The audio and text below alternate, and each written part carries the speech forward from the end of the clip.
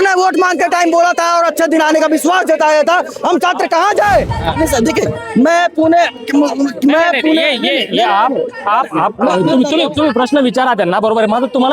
माझा प्रश्न तुम्हाला आहे. और मैं पुणे से बिलोंग भी नहीं करता हूँ, मैं उत्तर प्रदेश से हूँ. यहाँ पे सर मैं बिहार से हूँ सर. नहीं मैं मला मराठी येते सर. आपके बात कर रहा हूँ, मैं आपके बात मला मराठी येते सर. तुमच्यासारखे असंख्य मुलं इथे ज्यांना सीजेपी ही पार्टी दिपके यांच्याशी संबंध नाहीये. हा भरडतोय ना, विद्यार्थी भरडतोय, त्याचं काय? आपल्या देशातला कचरा आपण साफ करायला पाहिजे. अभिजित दिपके, ध्रुव राठी जे देशाच्या बाहेर राहत आहेत आणि बाहेर न येऊन इकडे हे करतायत ना, त्या गोष्टी झाल्या नाही पाहिजे. अभिजित दिपके अभिजित दिपके सर संभाजीनगरचे, छत्रपती संभाजीनगरचे, प्रॉपर महाराष्ट्र ते मराठवाड्यातले, बाहेरून आलेले नाहीये. सर ध्रुव बाहेरून व्हिडिओ बनवतो, बाहेरच्या देशातलं नागरिकत्व. विराट कोहली सरांचं नागरिकत्व कुठलं आहे सर? त्यांचा पाठिंबा सीजेपीला नाहीये. बीजेपीने जो मुद्दा उचललाय तो चुकीचा नाहीये. चुकीचा नाही, मी तेच म्हणतो सर. माझा ऐका. मुद्दा उचलणं तुम्ही काय चुकीचं नाहीये ना म्हणले? सर. तुम्ही काय म्हणले? अभिजित दिपके संभाजीनगरचे आहेत. हो. संभाजीनगरचे आहेत. पुण्याला या, संभाजीनगरला राहावा, इंडियाला या, इंडियामध्ये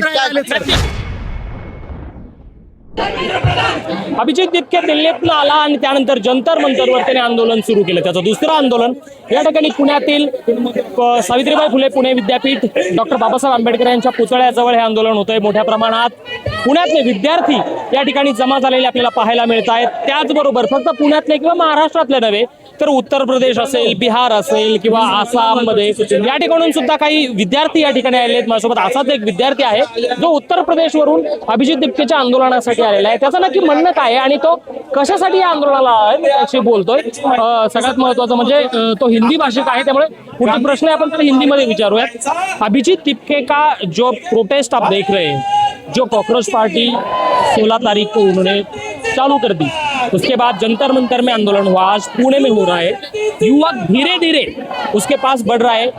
अपीलिंग फेस लग रहा है वो. जी देखिए, हमारे पास कोई, अगर सच बताएं तो हमारे पास कोई ऐसा प्लेटफॉर्म नहीं था, अपनी आवाज़ उठाने का प्लेटफॉर्म नहीं था. हमारा पेपर लीक हुआ, हम डिप्रेशन में चले गए. हम अपने पापा को बोलेंगे, वो बोलेगा अगली तैयारी करो. लेकिन अभिजीत सर ऐसे हैं जिसने हमें ये प्लेटफॉर्म दिया है कि आओ यहाँ आवाज़ उठाओ.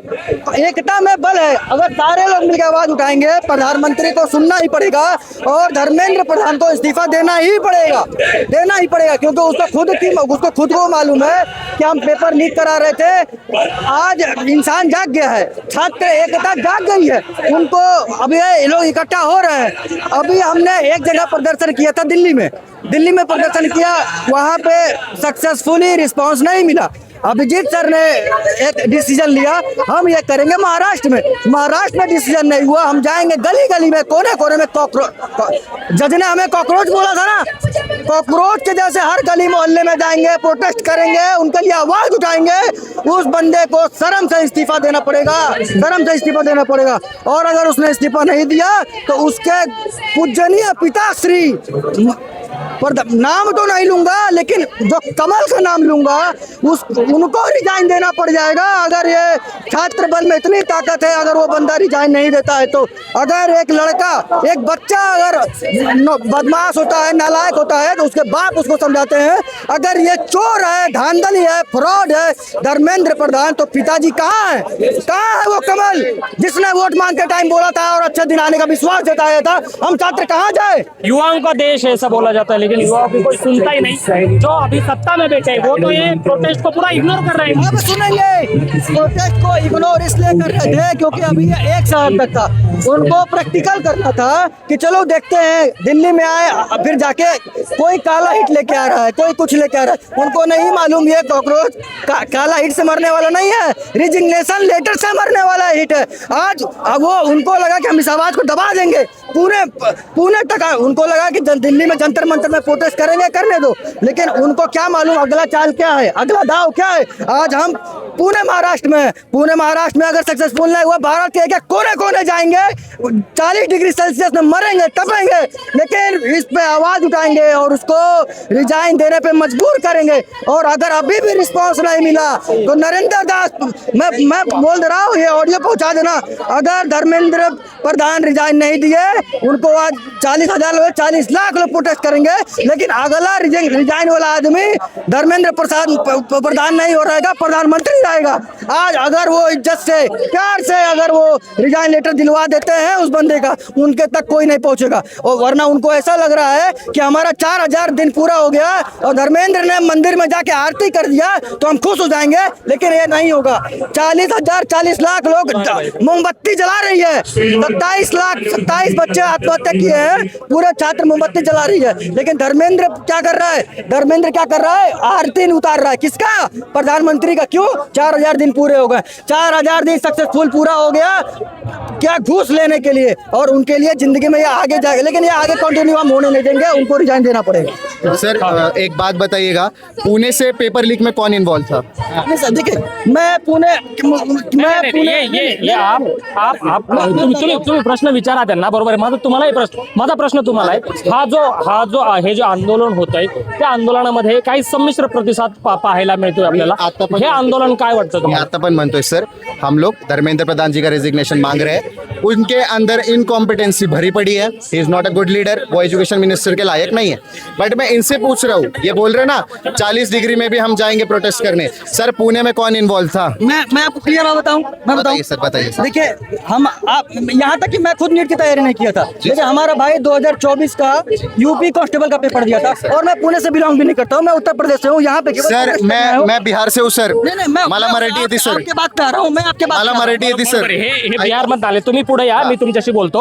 त्यांच्या प्रश्नांना त्यांना पण नंतर प्रश्न। बिहार का हूँ मैं सर। हा, हे बिहारचे आहेत, पुण्यात आहेत आणि शुद्ध मराठी बोलतायत। हे जे आंदोलन होतंय, पण सत्ता पक्ष जो आहे तो इग्नोर करताना पाहायला मिळतोय कुठे। सत्ता पक्ष इग्नोर नाही होते सर, इकडे सगळ्यात मोठी जे पॉइंट आहे तो पॉइंट आहे की तुम्ही धर्मेंद्र प्रधानचं रेजिग्नेशन मागा। जंतर मंतरला जी गोष्ट घडली आहे की आप आज़ादी के नारे लगाओ, आप उसके बाद ऐसे एंटी नेशनलिस्ट स्लोगन्स बोलो जो कि देश के खिलाफ है। सर मेरा धर्म, मेरी जाति, मेरा जेंडर कुछ भी यहाँ पर पहले नहीं आएगा, सबसे पहले मेरा देश आएगा, सबसे पहले मेरा देश आएगा। आधी तर देशच आहे। सुनिए सर, सुनिए। अब यहाँ पर बहुत सारे लोग मेरे पास आए सर, और मुझे आगे सब लोग क्या बोल रहे हैं कि अगर आप यहाँ पर प्रोटेस्ट करने आए हो तो आप सीजेपी के समर्थन से आओ। नहीं सर, मैं नीट पेपर लीक को प्रोटेस्ट करने आया हूँ सर, मैं सीजेपी के साइड से नहीं हूँ। तुमच्यासारखे असंख्य मुलं येत आहेत ज्यांना सीजेपी ही पार्टी तितके यांच्याशी संबंध नाहीये। कोई जरूरत नहीं। हा भरडतोय ना, विद्यार्थी भरडतोय, त्याचं अभी काय? आप मेरी एक बात पे गौर कीजिएगा सर, एक बात पे गौर कीजिएगा। ध्रुव राठी सर जर्मनी का रहने वाला है, जर्मनी में बैठ के इंडिया के ऊपर वीडियोस बनाता है सर। अगर इंडिया पे वीडियोस बनाना है तो इंडिया में आके रहे और उसके बाद इंडिया के अंदर की चीजें देखे। हा जो देश आहे हा युवकांचा आहे। पंतप्रधान म्हणतात हा देश युवकांचा आहे। युवकांना रस्त्यावर उतरण्याची वेळ येतेच का? सर आप ये देखिए, अब हमारे कंट्री में बहुत सारी चीजें हैं और बहुत सारे लूपहोल्स हैं, आप उन चीजों की वजह से आप अपनी कंट्री को गलत बोलेंगे सर? नाही, देश चुकीचा आहे असं म्हणणं नहीं, सिस्टम मध्ये तर प्रॉब्लेम आहे की नाही? मैं आपको वही चीज समझा रहा हूँ। अगर आपको लगता है, तुम्हाला जर वाटतं की तुमच्या देशात खूप सारे प्रॉब्लेम आहे, माझ्या देशात खूप सारे प्रॉब्लेम आहे, सॉल्व्ह कोण करणार आहे सर? देश कुणाचा आहे? जर तुमच्या घरात कचरा झाला तर कचरा बाहेर फेकायची जिम्मेदारी कुणाची आहे? माझी आहे का तुमची आहे?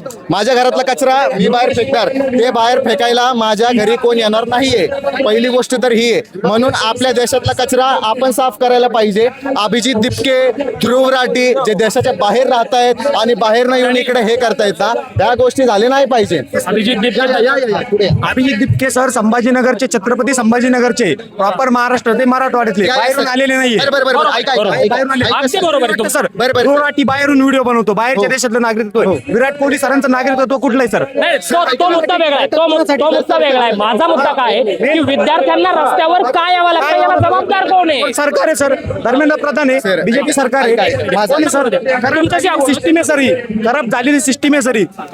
यांना माहिती आहे झेडपी स्कूल असतात किती, 2 लाख झेडपी स्कूल बंद झालेले आहेत महाराष्ट्रात। यांनी आता पण इथल्या एरियातली पाहिलेली झेडपी स्कूल कशी परिस्थिती मुद्दा झाली। त्यांच्यावर पॉइंट आउट करण्याचा नाहीये। माझा मुद्दा इतकाच आहे, देश जर युवकांचा आहे, पंतप्रधान म्हणतात हा देश युवकांचा, युवकांच्या शक्तीचा आहे, मग विद्यार्थी 40-42 टेम्परेचर मध्ये बाहेर येतोय, नीट पेपर लीक होत आहे, सीबीएसई मध्ये घोटाळे होत आहेत, विद्यार्थ्यांना रस्त्यावर आणण्यासाठी जबाबदार कोण आहे आणि याचं उत्तर देणार आहे की नाही कोणी? सरकार आहे सर, सरकार। माझं म्हणणं आहे, एकतरी बीजेपीच्या कोणतरी एका छोट्याशा नेत्याने तरी स्टेटमेंट केलं का नीट पेपर पब्लिक विषयी की चुकीचं होत आहे म्हणून, किंवा धर्मेंद्र प्रधाननी केलं ते चुकीचं आहे, किंवा एक छोटासा कोणीतरी प्रवक्ता केलंय का सर? कोणी नाही केलंय सर. यांना विचारा सर, ते त्यांचं म्हणणं आहे ठीक आहे, हे सीजीपीने करायला नको होतं, यांचं मी ऐकणार नाही. त्यांचा मुद्दाही बरोबर आहे. त्यांचा पाठिंबा सीजेपीला नाहीये. बीजेपीने जो मुद्दा उचललाय तो चुकीचा नाहीये. हा, चुकीचं नाही, मी तेच म्हणतो सर. माझा ऐका. मुद्दा उचलणं तुम्ही काय चुकीचं नाहीये म्हणले? ना सर. तुम्ही काय म्हणले? अभिजित दिपके संभाजीनगरचे आहेत. संभाजीनगरचे आहेत. पुण्याला या, संभाजीनगरला राहावा, इंडियाला या, इंडियामध्ये टॅक्स अगदी बरोबर, अगदी बरोबर. तुमच्या माहिती सांगतो, अभिजित दिपके हा 17 ते 19 2017 ते 19 पुण्यामध्ये वास्तव्यात होता, पुण्यामध्ये शिक्षणास होता. शिक्षणासाठी तो बोस्टनला गेलेला होता आणि ती नोकरी सोडून ही स्टुडंट मुवमेंट चालवण्यासाठी तो भारतात आलेला आहे आणि हे सगळं आंदोलन सुरू आहे. विद्यार्थ्यांच्या अनेक प्रतिक्रिया आपण पाहतोय. मात्र याचं उत्तरदायी कोण आहे? सरकार जरी या विद्यार्थ्यांना गांभीर्याने घेणार नसल तर मग प्रश्न कोणाला विचारायचा विद्यार्थ्यांनी? हा सुद्धा प्रश्न उपस्थित होतोय. अभिजित दराडे, एक point पॉलिटिकल महाराष्ट्र, पुणे.